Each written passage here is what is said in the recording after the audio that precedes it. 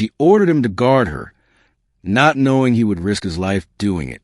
The first time Lieutenant Adrian Kale met Princess Lyra Verinder, he thought she was nothing more than another spoiled royal from one of the outer colonies.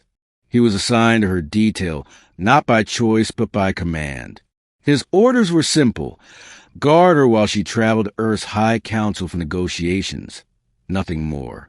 But orders, Adrian would later realize, had a way of becoming far more complicated. Beginning the assignment, Adrian stood stiffly at attention in the steel corridors of the Horizon Dawn, the interstellar cruiser carrying the Arendorian delegation. He had served as a soldier in the United Terra Navy for nearly 10 years, but never before had he been tasked with guarding royalty. His combat medals, earned from years of fighting raiders along the Outer Rim, seemed useless now. Princess Lyra approached with the kind of presence that seemed designed to silence rooms. Tall, elegant, and framed in shimmering silver robes that trailed like starlight, she carried herself as though the galaxy itself bent around her. Her sapphire blue eyes flicked toward Adrian, assessing him with a sharpness he did not expect. "You," she said, her voice calm but commanding. "You're to guard me?" "Yes, Your Highness." Adrian kept his gaze straight ahead. "Good. You will walk behind me, not beside me. You will speak only when spoken to. And most of all, you will not presume to interfere in matters beyond your rank. Do you understand?" Adrian nodded. "Yes, Your Highness." Her lips curved in faint amusement, as though she found his obedience quaint. "Very well. Then follow." Adrian did as ordered, but even as he trailed her down the corridor, he felt the weight of the mission pressing against his chest. Guarding her sounded simple in theory, but he had fought enough battles to know. Nothing in the galaxy stayed simple for long. Middle, the threat unfolds. For the first week of the voyage, Adrian's duty remained uneventful. Lyra attended endless strategy meetings with her advisors. She dined in elegance at the captain's table. And Adrian remained her silent shadow, a soldier in plain armor, blending into the background of her glittering world.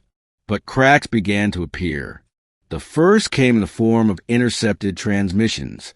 The communications officer reported encrypted signals shadowing their path, transmissions that bore the signature of the Syndicate, a ruthless alliance of warlords who despised both Earth and Erinder.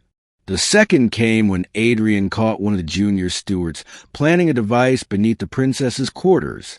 He acted without hesitation, throwing the saboteur against the wall and tearing the device free. It wasn't a bomb, it was a tracker. Adrian reported the incident to Lyra. She listened in silence, her eyes steady, though a flicker of unease crossed her face. "So they know where I am," she murmured. "Yes, Your Highness," Adrian said. "They'll come for you."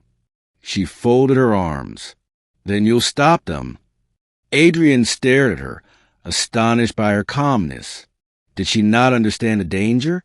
"I'll do everything in my power," he said finally. Her eyes softened just slightly. "That is all I ask." 2 nights later, the Horizon Dawn came under attack. The Syndicate's fleet emerged from hyperspace like shadows tearing across the void. Warships, painted in jagged black, descended with weapons blazing. The Horizon Dawn rattled as missiles pounded against its shields. Alarms shrieked. Red lights bathed the corridors. Adrian raced to Lyra's quarters as the ship shook around him. He burst through the doors to find her standing calmly by the viewport, her robes glowing in the emergency lights. "Your Highness," he barked. "We have to move now." She turned, startled by his urgency. "Where?" "To the escape hangar. They'll breach the ship soon." Adrian grabbed her arm and pulled her into the corridor, ignoring the indignant protest that left her lips. He had no time for royal pride. Blaster fire echoed through the decks, Syndicate raiders carving their way in. Adrian fired his sidearm with deadly precision, dropping 2 attackers before they could even raise their weapons. Through the chaos, He shielded Lyra with his own body, guiding her through smoke-filled corridors until they reached the auxiliary hangar. A single shuttle remained, its engines primed for launch.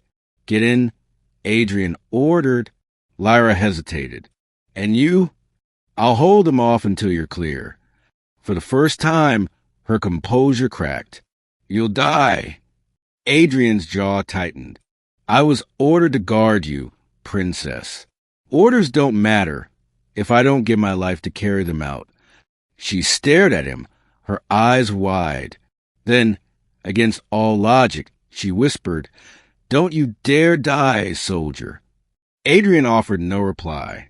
He shoved her inside the shuttle, sealed the hatch, and turned to face the Syndicate raiders pouring into the hangar. Middle climax. The choice. The firefight was brutal. Adrian fought with the fury of a man with nothing left to lose, his rifle spitting fire as enemies fell one by one. But for every raider he cut down, more stormed through the breach. Just as the shuttle engines roared to life, a Syndicate commander hurled a plasma spear toward the craft. Without thinking, Adrian dove in front of it. The searing energy struck his armor, burning through plating and flesh alike. Pain exploded across his chest, but he stayed on his feet. Lyra's voice screamed through the shuttle's comms. "Adrian!" He staggered back, half-blind, and raised his weapon again. He fired until the last magazine clicked empty, until smoke filled his lungs and his vision blurred. The shuttle blasted from the hangar, vanishing into the stars. Only then did Adrian fall to his knees. Ending, the bond forged. Adrian woke days later, not on the horizon dawn, but inside a healing chamber aboard a neutral station. His chest was bandaged in layers of regenerative mesh, his body aching with every breath. And sitting beside his bed, her robes torn, her hair unkempt, yet her eyes fierce as ever, was Princess Lyra. "You survived," she said quietly.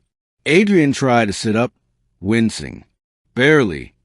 For the first time since they met, her proud mask slipped. She leaned forward, her voice trembling. "You were ordered to guard me. I thought that meant standing at my side during ceremonies, not throwing yourself between me and death. Why would you do that?" Adrian met her gaze. "Because your life mattered more than mine.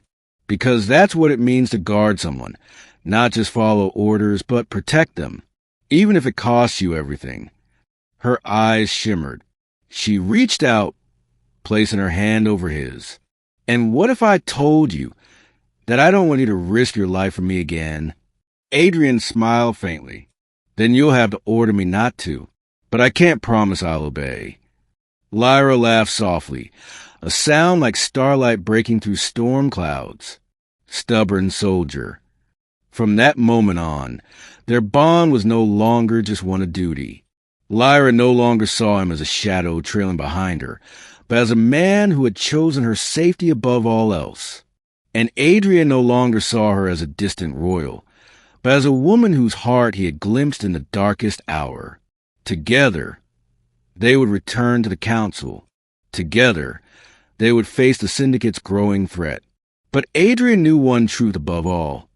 He would guard her still, not because he was ordered to, but because he wanted to.